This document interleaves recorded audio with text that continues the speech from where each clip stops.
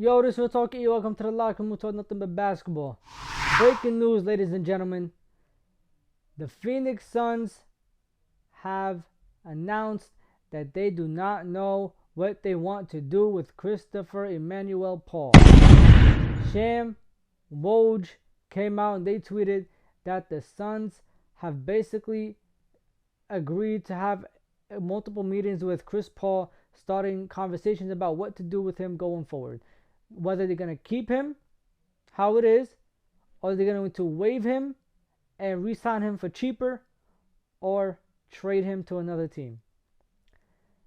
Now, this is insane, ladies and gentlemen, because I'm not going to lie to you. Although Chris Paul has been selling in the playoffs, in the regular season, he's been helping a lot. As a leadership, as a voice in the locker room, as a person on the court, as a point general, guard, he's been amazing for this team. In my opinion, this team would not have made it to the finals without Christopher Emmanuel Paul.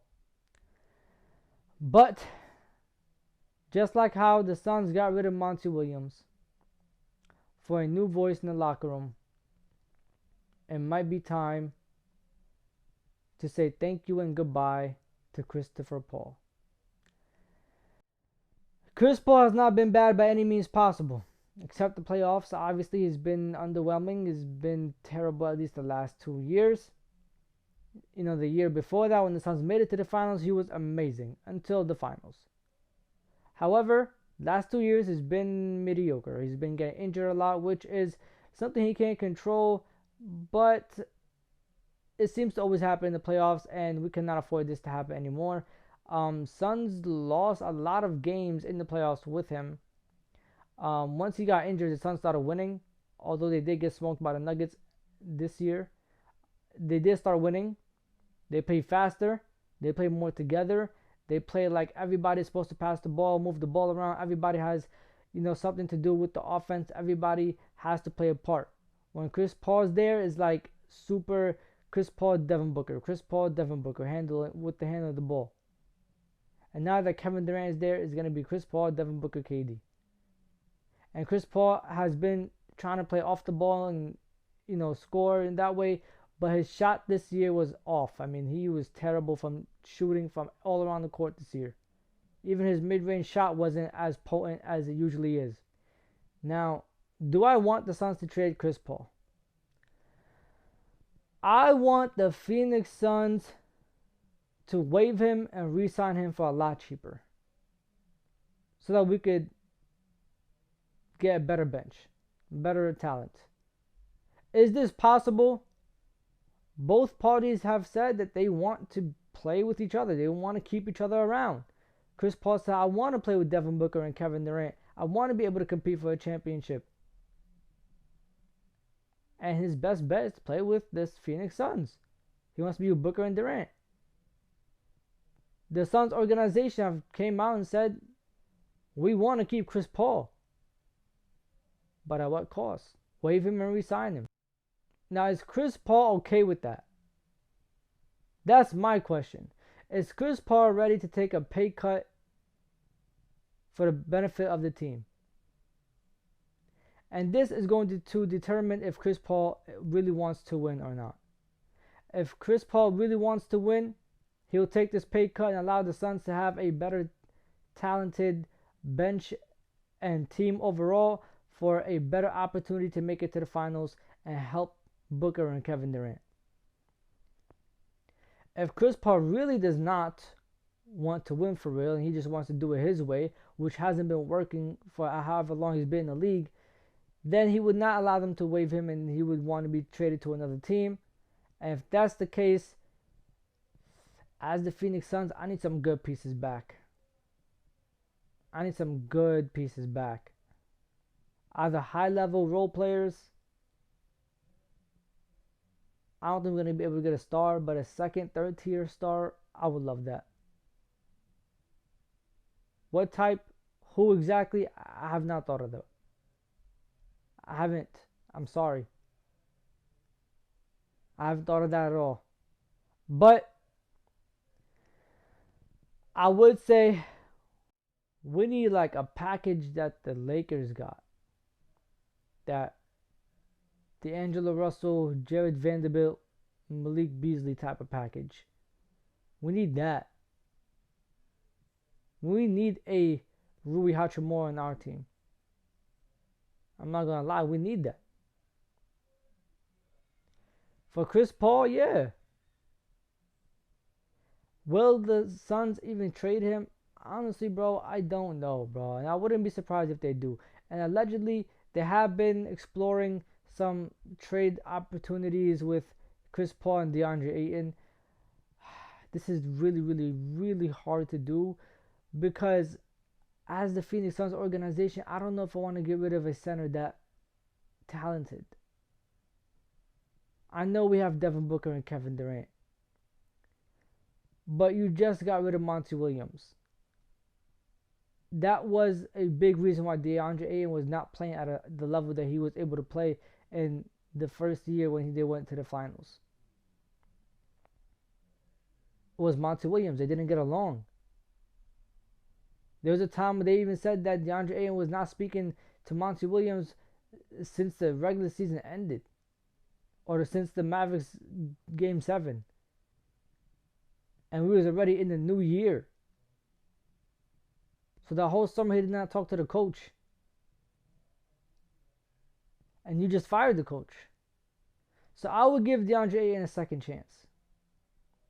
I would allow him to sit here and play one more year and see what happens.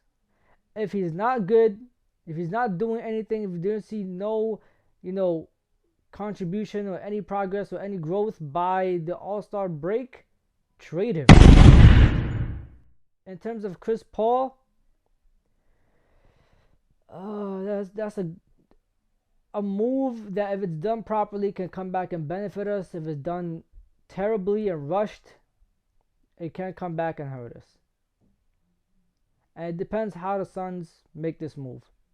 Now, the scary thing is that the owner of the Suns has been very aggressive with making moves. So I'm afraid that he's going to be rushing this and try to get the best deal that he can possibly get as soon as possible, and not wait to actually weigh out how much he's benefiting versus how much he's losing on each deal. Like, for example, I don't think we needed Kevin Durant. But it's Kevin Durant. If he's on the trade block, obviously you would want him. But I don't think we needed him. I think if we just waited for Mikal Bridges, Cameron Johnson, everybody to come back healthy, we would have been good this playoffs. I feel like we would have been a different type of team. It would have been very, very different. The Devin Booker, Mikal Bridges, scoring, passing, all that stuff. The growth of Mikal Bridges would have showed this playoff run, defensively and offensively. But we couldn't have that. Now, if they can find a way to give us Mikal Bridges back, I would be excited, bro. Please make that move, if possible. And I might just be talking out my ass because I'm a Suns fan and I miss Mikal Bridges. And I saw how much we needed him this playoff run. But if the Suns make a move like that with Chris Paul, we're doomed. We're going to be hurt a lot, especially in the beginning of the regular season. And there's also rumors that the Suns are eyeing James Harden on free agency. Please, bro, do not try to create a big three with James Harden, Devin Booker, and Kevin Durant. It's not going to work. There's no defense. Can we not be the next Brooklyn Nets? Like, what did you just change? You just substituted Kyrie Irving for Devin Booker at this point. And gave them a trash team. Please stop. We don't need James Harden. At this point, you might as well keep Chris Paul. James Harden is playing at a more higher level than him. But it doesn't make a difference if there's no defense being played.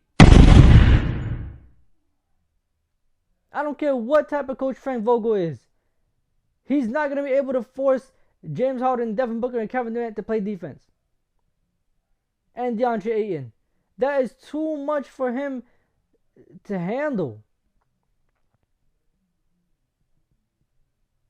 He's going to try to get 4 out of his 5 starters to play defense, and literally only one of them plays decent defense. The other one plays defense whenever he wants to. Booker's defense has improved, but it's not all that.